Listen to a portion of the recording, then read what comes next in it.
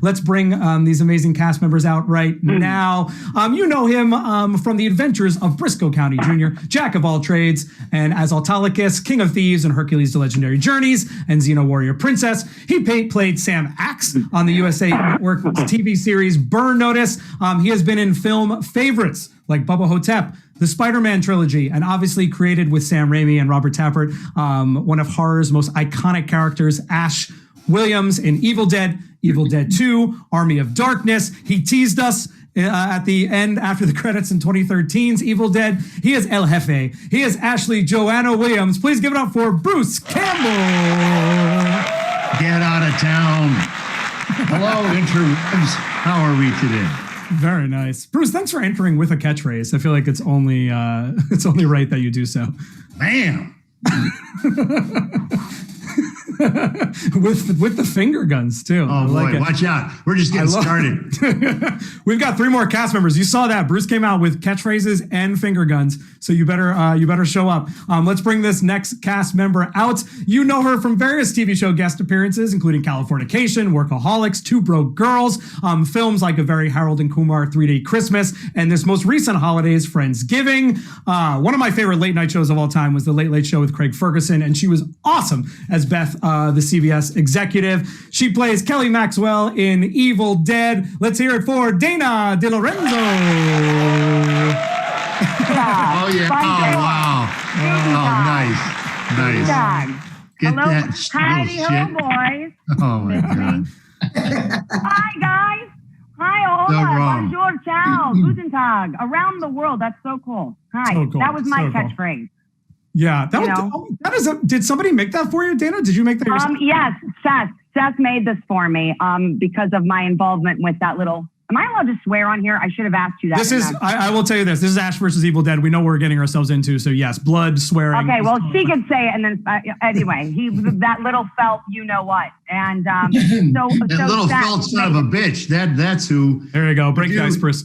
We do one episode, okay? One episode with a stupid doll, and I cannot get it out of my life now. We have to introduce more people, so I'll wait. Yes, we do. We'll talk about that later. So she's gonna combat that little asshole. Oh, the puppet was so good. Oh, the puppet. But yes, thank you, Seth. Let's keep this party going. My gosh, best known for portraying characters Heath Barkley in The Big Valley, Colonel Steve Austin in The $6 Million Man, and Colt Seavers in The Fall Guy, just to name a few. But those are his 3 most iconic roles. You know, I didn't know that I needed to see Ash Williams' father until this gentleman appeared on screen. And I was like, oh my God, that's Ash Williams' father. That's Brock Williams. Yeah. Oh, yeah. Oh, my God. Find out where he got all of his bad habits, too. Yeah. So awesome. One of the greatest entries to the series. We get surprised in the second season. We think we lose him, and then he's back as like Force Ghost. So good. Father of Ash Williams, Brock Williams. Let's hear it for the legendary Lee Majors, everybody. Hey, in the house. Hey, Mike, how are you guys? Hey. Everybody good? You know, this is... Hello, Mr. Majors. Bruce's world. Oh, no, not when Lee's around. No. I'm good. Yeah, we'll tell you that story later. Lee, so good to have you here. What an iconic cameo. It started off as a cameo and then became an amazing arc as Ash Williams' father. Killing me off every episode. So maybe not last to the end of this Q&A either. They really did try. They really did try to like kill you many times, and you came back in many different forms. Characters die a lot on this show, and they come back. A lot. We've all died, I think, 2 or 3 times. Anyway, but I digress. Speaking of a character that has been through multiple rifts in the Ash vs. Dead universe, Dead, a foot in both evil and bad. He has guest starred on shows such as My Name is Earl, Crossing Jordan, Dexter. He was in the films Meet the Fockers, Dirty Deeds Accepted, Girl Fight, most recently in Speed of Life. He is El Brujo Especial. Please welcome Pablo to the stage, everybody. Woo! Ray Santiago.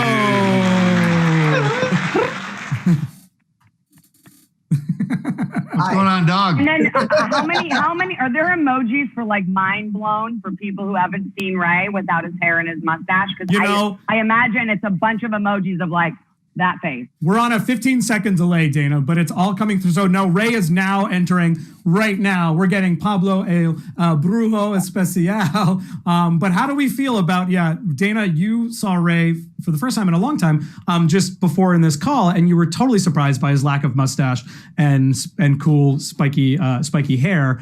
What are your thoughts while the fans weigh in? I mean, he's always adorable, little Ray, right? But I saw him without a mustache the first time. I think I'm so used to just like Ray and I spent a lot of time together, as you guys know, on Ash vs. Evil Dead, and so I know his face better than my own or anyone's, and so to see it every time, it's like you just keep getting younger. Ray is Benjamin Button. I mean, that Bruno stuff, really, I need to turn that into an Olympic. Now, Ray, how long over the years did you have a mustache? I had a mustache and that hair for quite some time, probably like I think maybe like a decade, but I will say this today in front of all of you. Oh. And fuck you guys, because not one of you think how fucking ridiculous I looked with that hair. Because you were, okay, I said that to Ray in the makeup chair. Let me just tell you, I won't go into too much detail, Ray. I won't throw it under the bus. No, I'm kidding.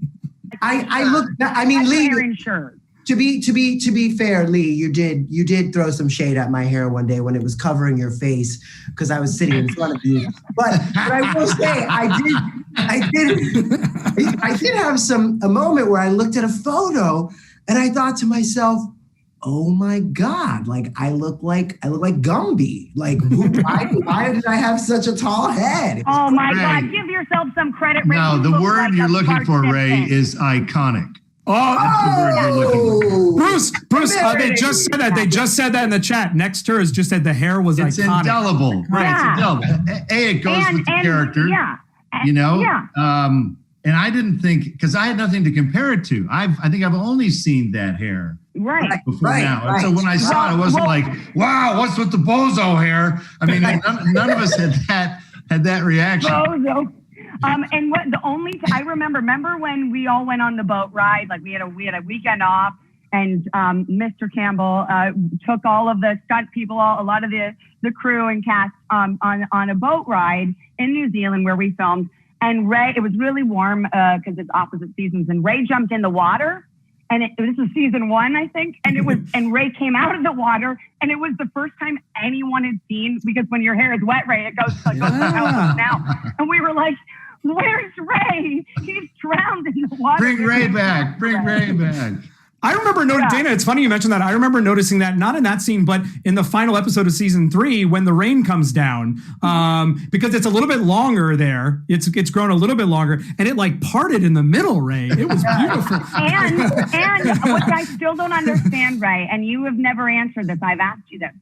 We both got a lot of crap and blood and guts and viscera thrown on us in 3 seasons. You have had it all over. It never got in your hair. How was that possible? I mean, I think there were definitely some times. I think they picked some viscera. Yeah. But it was never like everything else would get covered, and his hair was just like swing. It was always like a pristine. Sucking up the blood, and it was going in my brain. That's why I became who I became on the show. I like how very, very adorable, very mild mannered Raymond Santiago comes out and is the first one to drop the F-bomb of the whole 4 of us. So he's not. Now you know we're all very filthy. Mustaches are weird. My older brother has a mustache, and has for his entire life, and he shaved it off one time, and his wife goes, "You grow that back immediately." She could not look at him without. It's like Tom Selleck looks really weird without a mustache. Well, Bruce, you had a mustache for the last couple times we've seen you, but is now gone as well. What happened there? Yeah, you had a beard. I just played a cheese ball. I did a movie called Black Friday during the quarantine. It was a COVID production, and I grew a cheese ball manager's mustache that I felt a manager would have, a poor manager. And so I'm hoping to tour with that this summer, COVID friendly in drive-ins. Cool. Very cool. Nice. Very cool. I want to go. They don't have to limit their capacity. The crazy thing is, I did 2 drive-ins during this first lockdown. Everybody can come. They don't have to block out space. You're already separated, and you're in your freaking car. You're listening through your car stereo, and if you have a good stereo, it actually sounds really good. It's not that crappy silver speaker that you can kill somebody with. And they throw a camera on me, and then that's on the big screen. So you don't even have to have a good view of me. And then my wireless mic goes through the system. So I hope to see some of you or all of you this summer at some point. Pass us through town. Very nice. And Lee, obviously you have one of the most iconic television faces of all time. Not often with a mustache, but I believe, and we've got one of our fans, Nostalgic Podblast, who's a huge fan of $6 Million Man. He got a mustache for a bit, right, in season 4. See, I can't remember exactly, but what is your relationship with mustaches? That's how we're kicking this panel off, everybody. Mustache talk. I have no idea. Okay, well. But generally, Lee, you've been a clean-shaven actor for the most part. Clean-shaven for the most part, I feel like, right, Lee? Clean-cut guy. Right. Boy, I never. Hey, I'm going to tell a Lee story. Go for it. Okay, we're lining up a shot, and he and I are together, and I'm holding the shotgun, and the camera guy goes, "Bruce, hold that gun a little lower. You're blocking Lee's face." I go, "You know what? Lee's been on TV for 40 years, and people know what he looks like." He looks at me, he goes, 50 years. Sorry, Lee. I was off by a decade. I apologize. But 3 shows, over 100 episodes. Yep. This guy. Wait, wrong finger. Oh, yeah. Wow. That guy. No, wow. It's a legend for get sure. out of town. I love that. Lee, if I can tell one story out of school, they want to re-up for another Fall Guy. And you went to like the Hoover Dam and like hid in a cabin or some shit like that, right? Yeah. Well, give us a hint, because you've got a book coming, don't you? Only because you've been forcing me. Yes. Yeah, we have. Yes. Is this the same book that we were talking about like back in New Zealand? Where like you got to write this book. This is the book. Oh yeah, let's have it. Yes. Let's have it. Tell us about the book. Tell us about that book. I've got a hell of a cast. I just don't have a plot yet. Yeah. But anyway, when I get near the ending, if I can find an ending, I will put it out there. But thanks to Bruce. It's going to be all thanks to Bruce. No, look, Lee, I've done a couple books, but it's not like I had to do a book. You putting out a book makes a ton of sense because of what weird stuff in entertainment you've been through. From 80s television. I mean, he was never off the air for a hell of a long time. He was never off the air. Like, people must just think that they know you. They must know you when they see you. Like they think they do. Thank you. Lee, I think I know him when I see him, don't I? Well, and that's a great. I'd love to talk, Lee, because everyone's very excited, Lee, about Clancy Knox, Sam Burns, all excited about this potential book coming from you. Because again, you are an icon, you are a legend in TV. I want to ask specifically to the cast, but I want to start with Lee from Fine Line Solo, because we have a bunch of fan questions coming in. What were some of your best memories? We have already Ray, Dana, and Bruce kind of chiming in on their memories of you on set. What were some of your best memories of coming into this iconic horror franchise of Ash versus Evil Dead? Well, gosh, it was pretty interesting, but I had never really seen any of the Ash Evil Dead movies, I must confess. But when they asked me to come in and asked me if I wanted to play Bruce's father, I thought, gosh, what a thrill. I am such a big fan of Bruce Campbell. I followed his career. He's the most underrated actor I've ever known. He's really super. And all the cast was just so nice to me that I just appreciated them having me on the show. That was already a successful thing. How could it Lee, I don't think you understand what a coup it was to get you as Ash's dad. I mean, we appreciate your humility, but to get fucking Lee Majors as Ash's dad, there was nobody else on the list. We're like, yes, bionic, Ash with his hand, and to be able to do a scene with you talking about bionic shit, I'm like, okay, this is why I do this stupid business.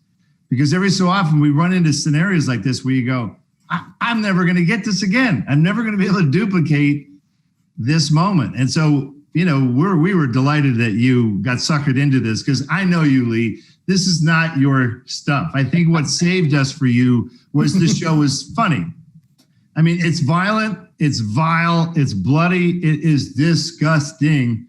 But we're hoping what saved it was that, it's not that serious. That was it. I saw all 10 episodes of the first season. Oh, good. And I said, damn, that's a lot of blood. But I mean, Bruce Campbell's sawing people's heads off and blood's flying everywhere. And he's throwing out crazy, wonderful lines. Who couldn't go for that? That's what you want. You want the video of Lee Majors watching season 1 of Ash vs. Evil Dead and getting his live. Oh, yeah. Yeah. Going, okay, now let me get this straight. They want me to be on this show? Wait a second. This show? Okay. Ted Raimi does a much better Lee imitation than I do. He does. Yeah. What's my imitation of Lee? Lee is old school, right? He's an old school actor. New school actors, as soon as they call cut, they're running out of the stage with the phone in their hand, doing live chats and Zooming and everything. And Lee sits in a chair about 5 feet from the set. Or if there's a good chair on the set, he'll sit on that chair. And, he's Lee Majors. People are going to come up to him. The crew is very nice, very great crew. They go, oh, yeah, Lee. Oh, yeah, can I get you anything, Lee? And Lee would just go, I'm good. I'm good. He could live, because what, Lee shared for at least one of his shows that he worked on, he lived at the stage because it made the most sense. Yeah. The hours that they were putting him through, like, well, yeah, shit, I guess I might as well just live at the damn stage. Yeah. That was good, Bruce. It was all right. About a B-. It's getting there. I mean, as an actor, Lee, I appreciate that dedication. And I don't know if anybody really realizes how much time in front of a camera you have spent your adult life. It's unbelievable. So you have a great legacy, which I think is wonderful for, when if you ever croak, which won't be for a while, people are going to remember Mr. Lee Majors, and especially since you put that book out.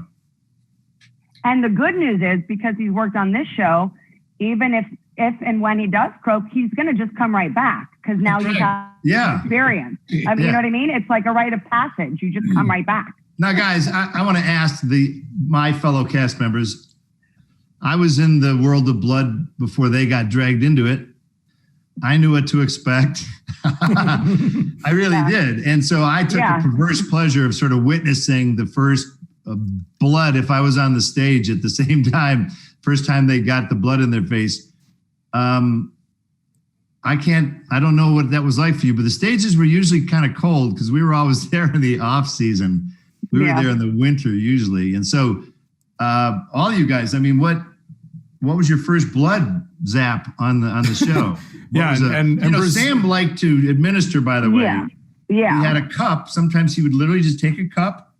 He had a very good idea of where the camera was and where it could see his hand. And then he would come back about 2 inches and he'd launch it into your face because he figures he was the best shot, the best target. He's a director. He's entitled to be a boss like that. And, or there's the old dip the paintbrush in the cup and go like that. And you got that kind of spatter. It's really cool. We did. That's what I got. That was my blessing from. Was your first one was a little zap?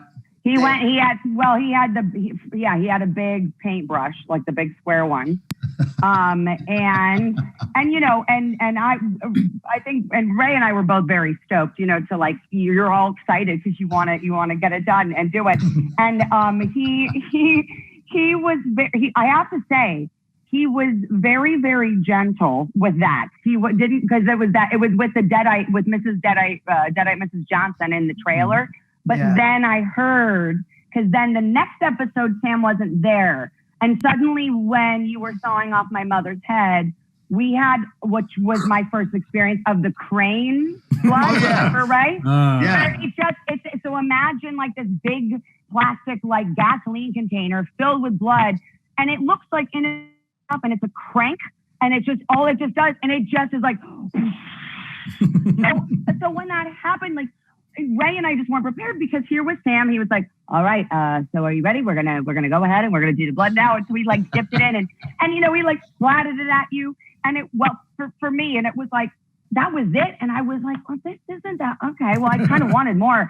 And then I heard that he had told them, he's like, you gotta get him good. He's like, get a good next time, boys. And so then after that, like Sam was the easiest one out of all of them. Everyone else, Ray and I were like choking on the blood in that scene. Remember? Yeah. We definitely had the same moments, like the splatter in the trailer after Deadeye Johnson was decapitated, and then when your mom dies, and I remember, I remember like if you watch that scene, you actually like were like a little dog who was like hiding in my arm from it. Well, no, it was like I figured in real life. I mean, not that we're all about the acting all the time. I mean, I try to be, but like you know what I mean. We're supposed to be fun, but it's like I'm watching my mother's head get sawed off. That I was like, holy Pablo. But it didn't shield me from the blood. It didn't shield from. And also, though, Ray, who did the blood for you? And when was the thing with the you and Bruce, with you got the bottle? Oh, that was about to storm in. You were covered. That was intense, that scene, because Roper. It was Roper, the Deadeye Roper. I would definitely just want to say that Sam was the most gentle and artistic with it. He was very like, Picasso about it. After that moment, like, I think for me, I don't know about the rest of you, but I was always like, no, more. I want more. Right, yeah. I became like a fiend. But I'm sorry, I lost my train of thought. What were you asking me about? About Roper, like you guys had when all I remember is I wasn't there that day when you guys were in the car and it was right before you were about to storm into my parents' house, episode 2. You guys killed Deadeye Roper from Value Stop, and all I remember is like Ray was it was pouring down your throat, just the blood.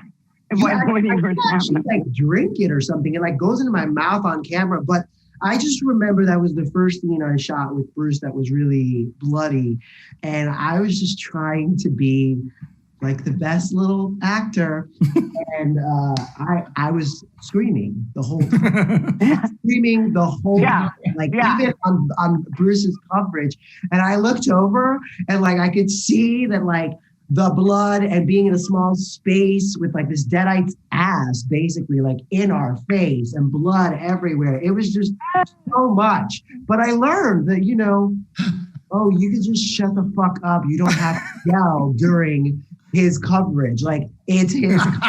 So I just learned that today. Like, okay. Ray, you asked for the blood like during the coverage too. You're like, no. Even though I'm not on camera. Keep going. I learned a lot. You learn to say. Yeah, I learned that in that first scene with you, Bruce. The Value Stop. Our first scene. Which fun fact, you guys. I don't know if it's going to ruin it for anybody, but. Fun fact, that entire first scene or first episode that's at the Value Stop, we shot that overnight. So meaning it was like 4 a.m, 5 a.m. when Bruce and I did that scene when it looked like daylight. And so it was, your body clock's all up so anyway. And I remember it was Bruce, I was like, at first Sam had told me to like do something with the receipt or right before you walk up. And so I'm like, okay, well, I've worked in registers my whole life. So I like put the receipt in and you had a line and I slammed like the receipt paper thing, which I thought I was doing so well. And you were like, hey, darling. I was like, yeah, you're like, can you not do that on my coverage? I was like, yes, sir. Got it. Never again. I would have never learned to not make noise when someone else was doing lines. That's so important. Well, Lee probably learned that from Barbara Stanwyck. I mean, you got to learn something from her. Oh yeah.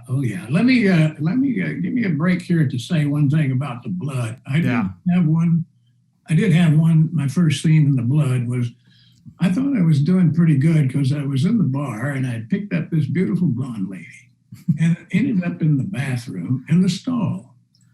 And just maybe make out a little bit. And here comes somebody chainsawing right down through the toilet and through everything. And then I got the machine. He was sawing her in two, and the blood was that's the crank. That's the crank, yeah.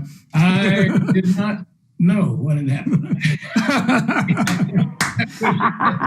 Well, it's kind of funny. At some point, you stop acting. You're not acting when you're getting completely drenched. One of the seasons, I got some dead as directly above me. My chainsaw is like piercing them. So I'm, of course, directly below the viscera zone, you know. And Rick Jacobson, one of our best directors, was directing that. And I go, okay, yeah, I'm blind. Okay, I'm blind. All right. I mean, I could not fucking see. I opened my eyes and it was a red haze. It was over everything. I went, this isn't going to be good long term. Yeah. And by the way, a lot of fans ask us all the time. All of us have gotten this question a lot. Which what does it taste like? Yes. Someone asked me that before this panel, and I said, for the first time, I finally have the actual answer. I don't know, because I'm always so focused on on the burning in my eyes. Because you want to get, you don't know what it tastes like. Your eyes are just always on fire, and then you blow your nose, and it's like blood in there for like 2 days. It's good, but they got pretty good over time at scheduling. They tried to hose us near the end of the day. And it always kind of made sense, because that way, and I harassed all the folks. I said, look, you see it in the script. If you see that Ash is getting hosed, come to the set with a plan, an evacuation plan. I mean, I can't even get my clothes off half the time because they're sticking to me. So I'd step into a kiddie pool outside of my trailer and just like flop, Yes. You know, sexy stuff. Oh, sexy yeah. Stuff. And shout out to Zodiac. A lot of fans talking about it in the chat. Zodiac Cal B said, how many gallons of fake blood do you think you were covered in by the end of the show? If you could estimate. Oh, my gosh. All I know is for the bar. I don't think we'd have to go through production reports and like cost overruns. Okay, well, someone who's good at math, for the bar scene season 2, I just pulling off the barman's arm, I asked. And it was 85 to 90 liters, because Anna, the art department girl. Right, but what I had Google, and that scene alone, just for the bar, not getting nothing else, was 25 to 30 gallons that they had to just do over and over. So then imagine, then Ray got his, then Bruce got his. So if someone's good at math, do whatever, like 26 gallons, or let's say 25 gallons per person per each time there was blood, times 3 seasons. Now, big shout out to the crew, which I still feel we got one of the Kiwis' best crews for those 3 seasons. The wardrobe people started to paint on rubberized blood. Yeah. Once we had shot the real blood. Yeah, when we would pick up, you go, oh, look at that. And then they take all the pictures and all this sort of stuff. And then they reduplicate it, same drips, same blotches and stuff. And it's rubber, and it still glistens and everything. And so you can take the shirt off, put it back on. Nothing was seeping through. The old days, there was the dreaded seep. It would seep into your hole through your clothes, and you were doomed. So they did a good job at mitigating what is a chronic problem with horror. Yeah. And just to clarify, so people know, we did get the real blood on us, but what with the rubber blood, what Bruce is talking about is, some of those scenes, they go fast like that, but they take weeks, or they took the week, 3-4 days. Well, then you're in that same outfit, right, according to continuity. Right. And we shoot out of order. Like. So yeah. So you shoot, or some you don't shoot in order. So one day we would get the blood, and then we'd have to do another, and sometimes we're doing more than one scene at 2 different times in the episode. So that's what he means. We did get covered in the blood, but then by season 3, Bruce had pulled the strings a lot. I think by season 3, you were so excited. You're like, check this out, rubber blood. And Ray and I were like, oh, that's amazing. And he's like, yeah, you guys aren't going to get it. You guys are the new kids. And we did get it. Yeah, an amazing practical effects team, visual effects. I know Roger Murray and his special effects team won Fangoria Awards for it. And I think that's really what brings you into the story, is the commitment to the original practical effects, right? Everything feels real and feels like it's actually happening to you on the spot. And oh my gosh, and when you think they couldn't one-up themselves, you know what I mean? You're like, well, we had a lot of blood, but now let's throw in some other bodily excrements. Well, yeah, which Bruce wins that award. I mean, the of course, my favorite scene. You know, Ash has a fight with a dead body in a morgue, which becomes reanimated, and he has a fight with a colon. Yeah, possessed colon. So that's what I read, but it didn't end there because we shot that. Okay, I did some gags with the colon. Okay, see you guys. What's for lunch? No. Then I run into Rob Tappert, our diabolical producer. When you realize how twisted this man really is, he goes, yeah, I saw the dailies. Yeah, they were pretty good. You're not done yet. I go, what does that mean? What are you trying to say? You got to finish the job. Finish the job? But what does that mean? Yeah, you're fighting with the colon. The colon's got to take you home. Take me home. Take me home. Is that up a cadaver's butt? Is that your version of home? Is that what you? He went, yep. I think you got the idea. Oh my God. Yeah. So we filmed it. I was like, okay, we're not rehearsing anything. You're gonna roll the camera, and we're gonna put this thing on like when you're like so ready to go.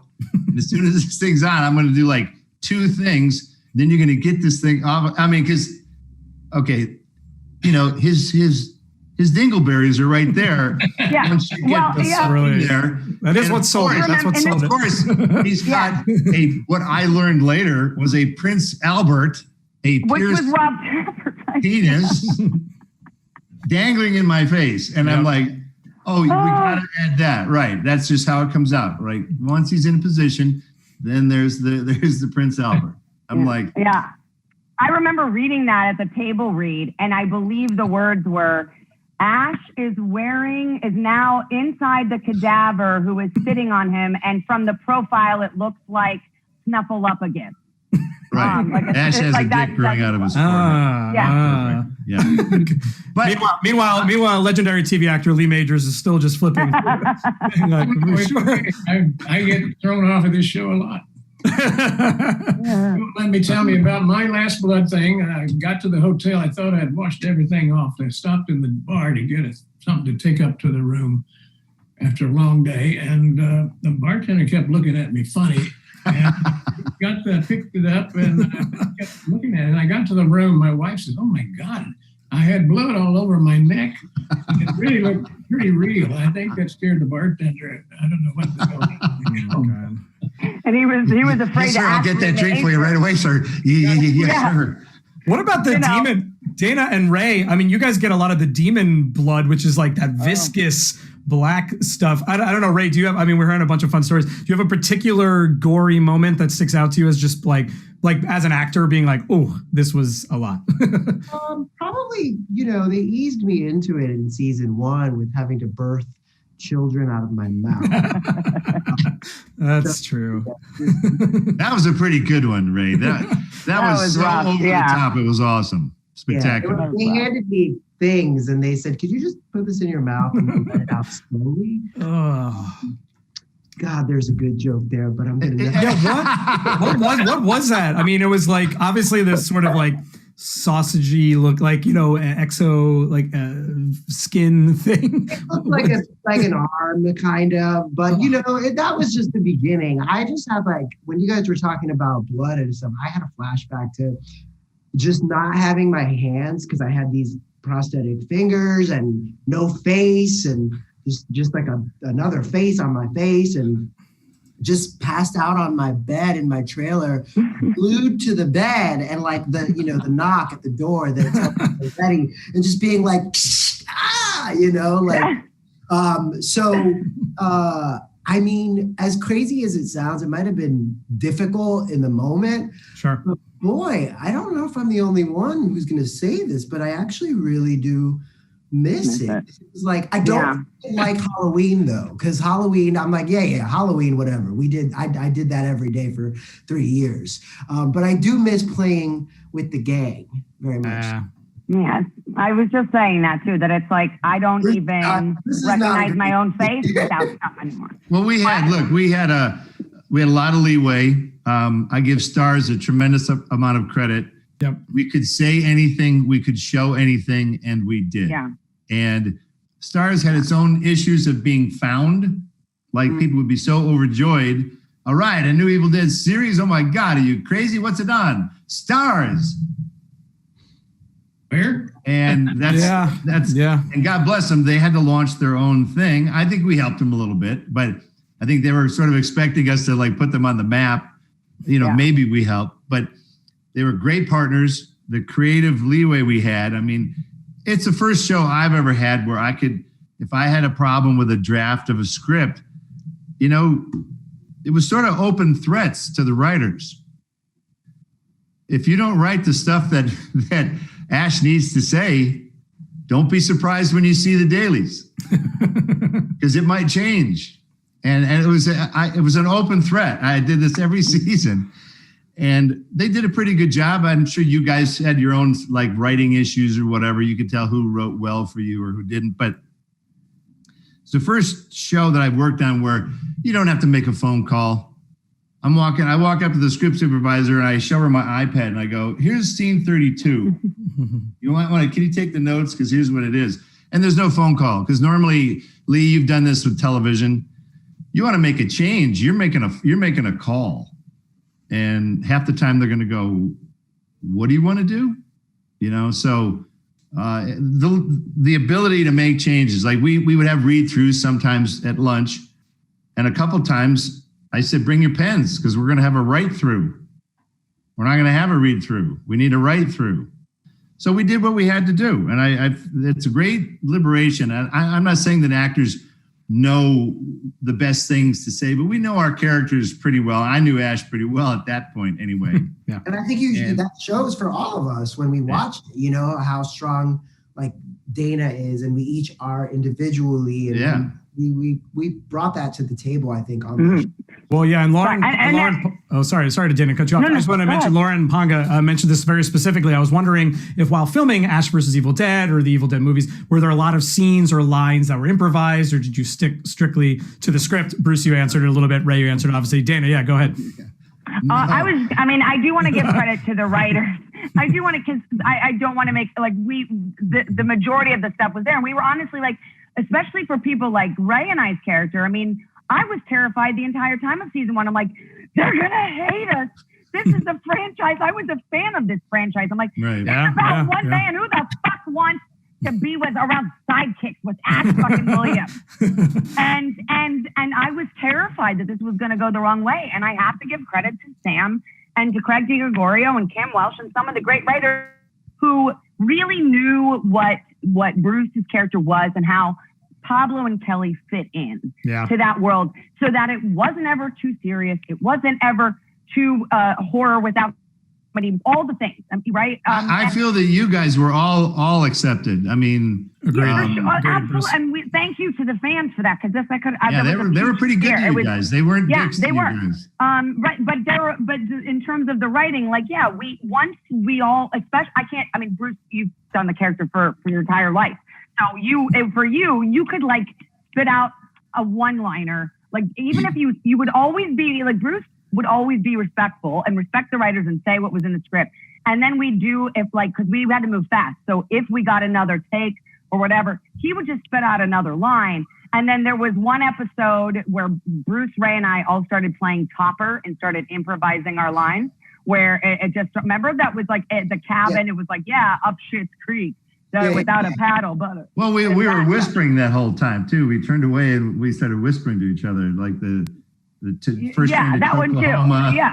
Exactly, in Philadelphia. And then Bruce and I wrote an entire scene before we had to fill that. Remember, we filmed that the possession scene, and you and we wrote it at 7 a.m. together. That additional scene. Yeah, we had to look. We had to do it. So, some scripts come in fine, but TV shows, to their credit, it's a grinding machine, and you got to fart these scripts out. You got deadlines for everything, and sometimes they'll nail them. We had good scripts. Like, I have a favorite episode. Do you guys have a favorite episode? Mine was the Ashy Slashy in the asylum.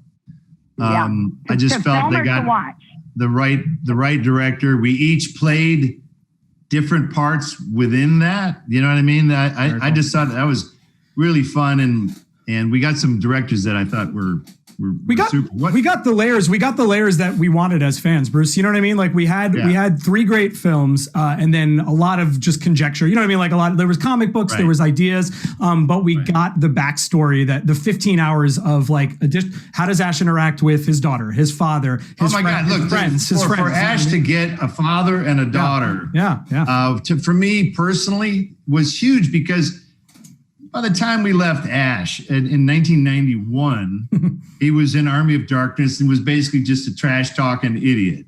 And we didn't know anything about him, you know? And so I thought, let's see the teacher after school.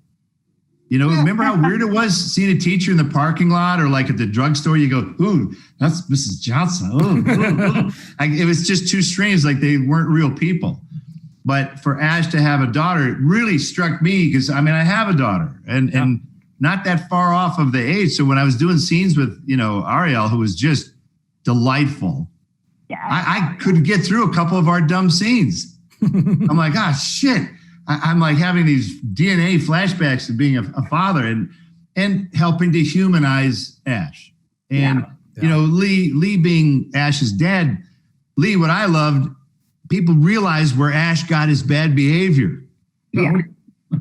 I mean, that was one of my favorite. One of my favorite lines. That looks like some piece of crap made in China. You know, talking about my bionic hand. I'm like, yeah. I have to say that was one of my favorite scenes to watch. Season 2, I think, was my favorite season to film. But honestly, I remember it was like day 1 of shooting, or like the first week of shooting, and you know, Lee Majors walks. I mean, everyone's a buzz, you know, and he like has this aura and Lee opened with a great one-liner. It was like, "Oh, you're filthy, Amazon," you know, and then I was like, to me, like, and I was like, "Of course, he's so cool." And then they get in, and Ray and I have to come in together, and so we got to watch the 2 of them. And I was like, "Remember, Ray? I said to you, I actually said to you, I'm like, they look like father and son. They talk exactly. I mean, like you guys. It was incredible. So funny, and so much fun to watch. And I was personally enjoy. And then that whole like. The whole Lee, when you said you're looking for Bigfoot. Yeah. Ray, you're just and then he just kept calling Lucy Bigfoot the entire rest of the season. Well, cut to Lee's fans on the Hallmark Channel spitting their Diet Cokes out. You know. People that were just, what? Lee Majors is in a new show? Let's tune in and see. Oh, this should be fun. Let's get the whole family. Ray, you were saying something a little bit before about one of your favorite moments. When we were talking about like improvised lines and like fun kind of moments on set. I don't know if you remember. I just wanted to get back. No, I think I was going to say that like, on other shows, you probably would never want to try to take that liberty. But like, I saw like Bruce do it a couple times, and I was like, "Ooh, I'm gonna try that. I know I'm gonna try that." And then Dana kept being like, "How do you get away with it?" Like every time I ask them, and I'm like, "Oh no, I'm not asking for permission. I'm just doing it." That's it. That's it. I think after season 1, when I saw that it worked, I was like, "Okay, I can keep." Kind of pushing it a little participating in the process. And you know, Lee was funny. We attacked him in his trailer. A couple of us piled in there. It was early on, and we had butchered a scene, and there are all these written scribbles in it. We go, okay, Lee, it's not gonna be that. Okay, it's gonna be, you say this, you say that, you say, and there's this long pause, and Lee goes, "You guys rewrote the scene?" Well, yeah, and Lee, isn't it great? Like, it really crackles now, and you know, this and that. And we thought it'd be kind of fun. He'd go, "You know, I memorized these lines. You know, I just want you guys to know that, like, you know, I memorized these lines." Okay, and we're like, "Yeah, okay, cool." So we just had to realize again, and to respect the fact that Lee is an old school actor. You get the script. You read the lines, you show up, and you say them. That's how it works. And so I think Lee was like, "What are these guys doing?" Like we were too freewheeling or something. "Come on, Lee, let's play hooky. Let's play some." Because you rewrote it right like the minutes before you were shooting it. That's just to clarify. Sure. It was like it wasn't. It was rewritten, and you're filming it, you know, after lunch. Oh no, Lee, the scene we're about to shoot. Here, let's do this differently. Totally. Lee, was there a moment on set that you remember that kind of taking place in terms of people going off script a little bit? Are you kidding? The entire time. But, I knew that was coming. I watched him in 10 episodes, and I knew how to do his father. But as far as changing lines, I mean, it didn't really bother me. But I came in with whatever they wanted. It was fine with me.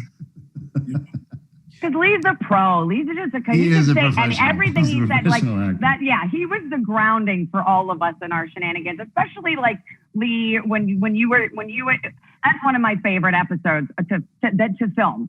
I just thought I always say this, that bar scene, just being with Lucy and Michelle and Ted and you, Lee, and then Bruce and Ted are doing their Abbott and Costello, entertaining everybody, being like, ooh, ooh, and then giving me shots of salt that's supposed to double as ketamine and thinks it's hilarious. I have to drink it. And then Ray with this thing. And it was just like a party. It really was. And we had extras. One of the best episodes. Yeah, and I think so too, because except when Lee gets his head crushed like a watermelon, which I knew was coming, and I hadn't seen it filmed, and then I went, that was still one of the worst kills. And I was like, "What?" That was a bad death. That was a horrible death. Yeah, I have a secret that's gonna. Well, you always expect people to die. You always expect characters to die, to die, like a lot of the ones. Not so horribly. Oh my God! But that one we were like, Lee Majors back. He's Brock Williams. He's clearly going to be in this series for every episode. And then boom, and I was like, that one actually genuinely shocked me. I remember that. Right as they're having their moment too. That's where it makes it hard, because it's I'm about to tell you a secret that's gonna explain everything to you, my son. And you're like, Bruce, or you're like, Ash. And then boom. Tell me, Dad. Tell me everything, Dad. But I think I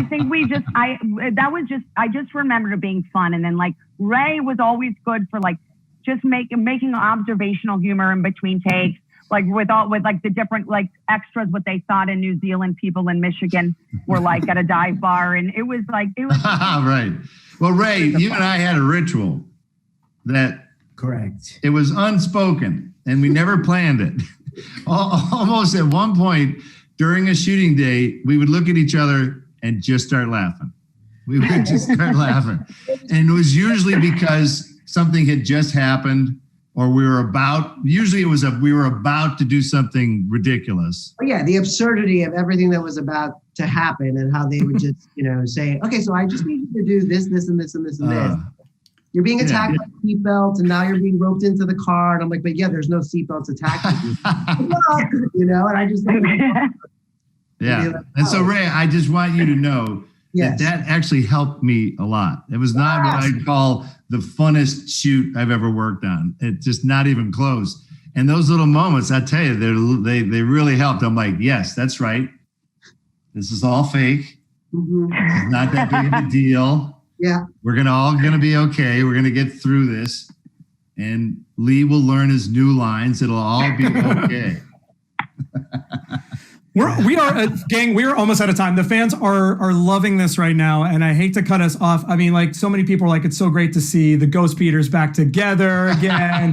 Dark Codeman says that specifically. Everybody, of course, I think as a fan, again, of the original trilogy, getting 15 extra hours of Ash plus his friends plus his father and daughter was everything we needed. I love the way the series ended. Obviously, fans always want to know, what's next, what's coming up. Dana, I know it was announced recently, and Bruce, we already involved in this, that you'd be returning as the voice for Evil Dead, the game. Yeah, the real game is coming, and we did games years ago, but they were okay.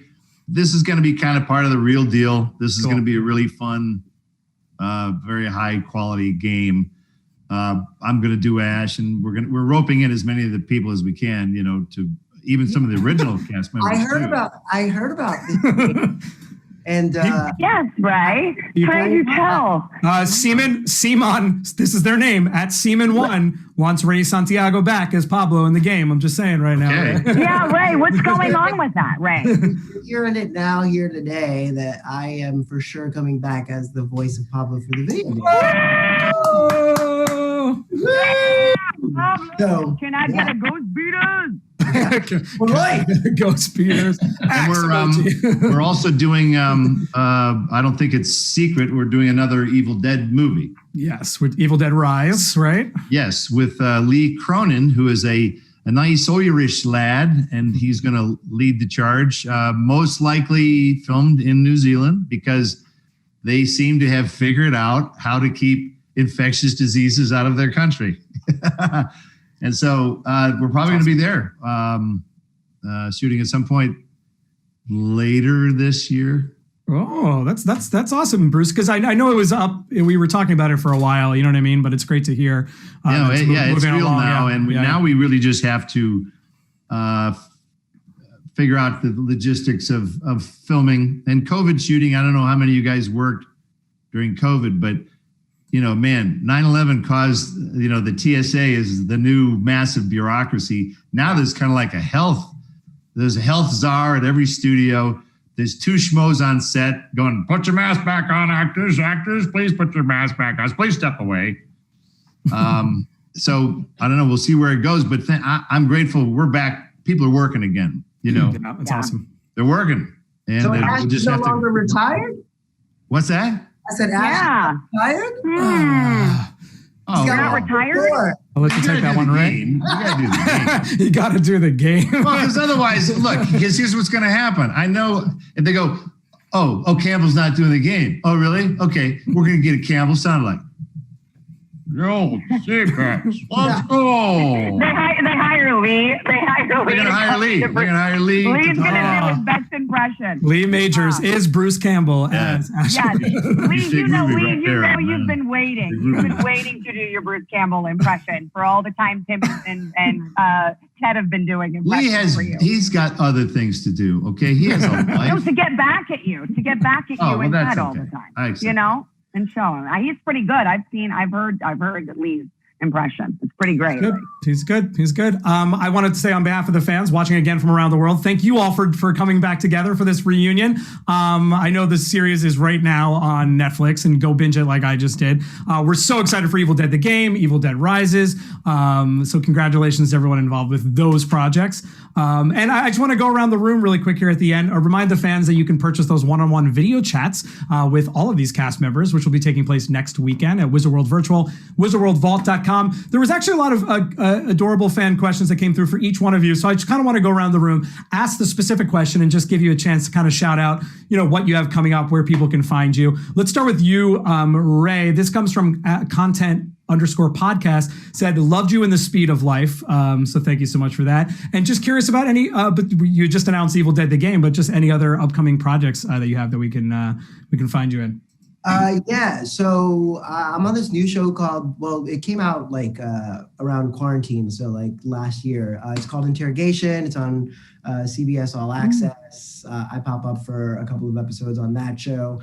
And thank you. I'm glad that they enjoyed Speed of Life. The speed of life that we have all been living in has made it a little difficult to actually live our lives the way that we would like to. So there's been a lot of things where I had a job, like a pilot that was supposed to go, and then because of what happened, things don't pan out. So I'm just happy to be alive and well and to see you guys and more stuff to come.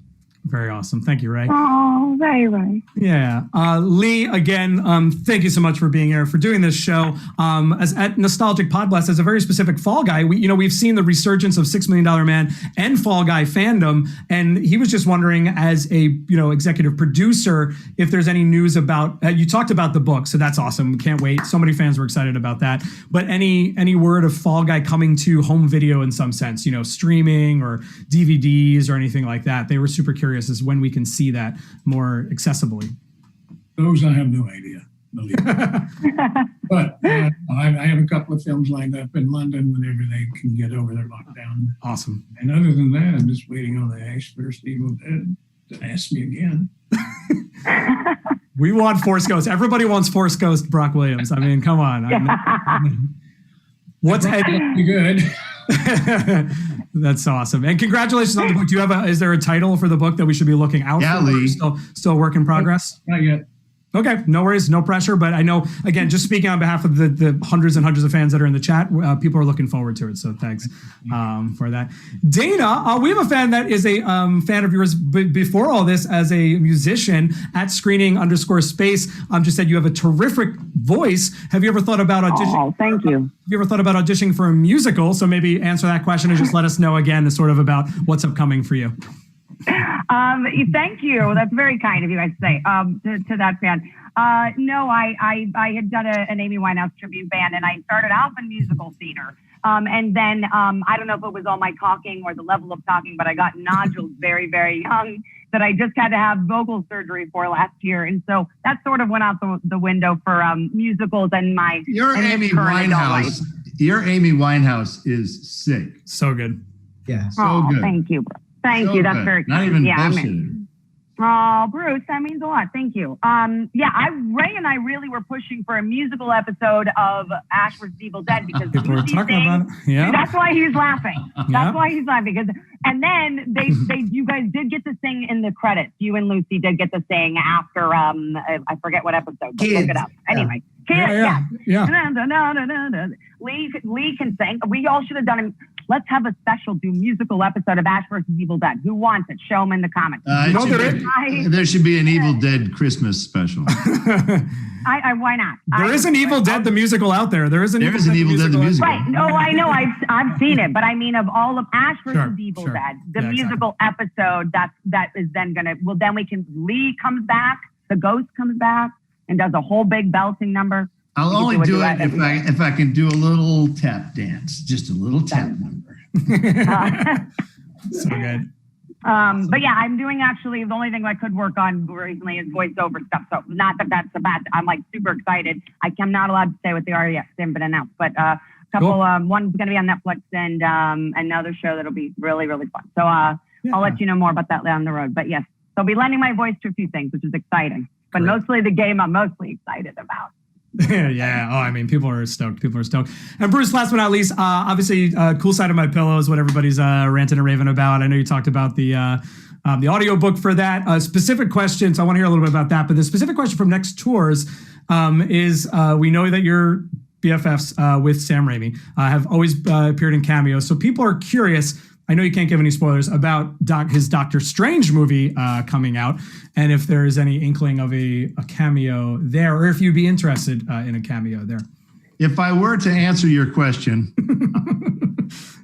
Marvel executives would swoop down and put you in a spider web and suffocate you. Exactly. So we can move quickly past that one. But one can make reasonable assumptions as to a long-term association with a certain friend. That might make sense in a certain universe that I have been in before. So that's about all I can say contractually. That was pretty good. That was more than most people give away. Bruce. But I can say this too. I'm publishing some crap too. Great. I started a publishing company called Eastmore Media, and that's a street I grew up on. It's this very, very highfalutin name, and I have a ton of screenplays. And movies are really hard to get made. I don't know if you guys acknowledge that. I mean, Lee made movies. We've all worked on movies. They're hard to get made. And I got a stack of stuff that I'm like, well, okay, that might cost $10 million, but why don't I put it out as a book? So I have a bunch of stuff I'm gonna issue as novels that started as screenplays. So they will hopefully read like a movie. And if one of them actually decides to get sold to anybody, then I'll blow the dust off the old screenplay. Oh, here, look, I happen to have a screenplay. So like everybody else, I'm tap dancing, and I'm grateful to the world of self-publishing. It's there, it's real. Audible works. I know it for a fact. No studio intervention. They didn't have one note of the content of any of this stuff. So I'm kind of enjoying what technology is allowing us to do, including being here today. Yeah. That's awesome. That's awesome. I know. I miss your faces. Yeah. And shout out to Ted Raimi, again, who'll be joining fans next week. And I know you and Ted also have an album as well, that you were able to produce during this time that you mentioned before. Yep. Yes, it's my first stab at a comedy album. So watch out. Yeah, Hide the Children. It's called The Lost Recordings by the host Lames Gypton. He's worked with the National Archives and the executive branch, and they have found a treasure trove of recordings of the Hollywood's golden era that have never been heard before. So we're going to hear Sean Connery have problems with his dentures, like big problems with his dentures. We're going to have Humphrey Bogart. He's a little overworked. Let's just say that. Then we have a Nixon Elvis meeting, and then we also have John Wayne meeting John Kennedy, who didn't necessarily see eye to eye. So it's fun recreating what would sort of sound like an old movie. You know what I mean? Yeah. Like we're adding in like noise because everything's digital now. So if you want a soundtrack to sound scratchy, you have to actually add it as a sound effect. But we found, I had a good sound engineer. He dug up some old timey stage noises, like the big doors. They used to have these, this kaboom. It sounded like a tomb closing these old studio doors. So we got a couple of those old bells, the old ringers, and then the slates. The slates used to sound like 2x4s being smashed together. So I love all things audio, and Ted and I basically do a series of really bad imitations, but it is what it is. They're awesome. Not bad. They're phenomenal. And we'll so see. Much fun to watch. We'll see. I got to figure out how to get it to the masses now. Yeah. Well, I mean, fans are chiming in. They're loving hearing from all four of you. Here from the Sky says, so great to hear what everybody's cooking up. Cal Ward says, so excited to see what everything people are working on. Thank you guys for making this happen. Thank you. This has been such a treat, such a pleasure. We're so excited for Evil Dead, the game, Evil Dead Rises, all your upcoming projects. Go on Netflix now. You can binge the entire amazing 3 seasons of Ash vs. Evil Dead. One more big round of emojis for the cast of Ash versus Evil Dead. Let's hear for Ray Santiago, Lee Majors, Dana DeLorenzo, and Bruce Campbell. Bye, boys. Out of the game. Hey. All right, guys. See ya. Bye, Signing off. Bye, guys. Good to see you. This is John Glover, and you are watching Fandom Spotlight. Be sure to like, share, and subscribe. Lionel Luther recommends it. Have some fun. Follow your fandom.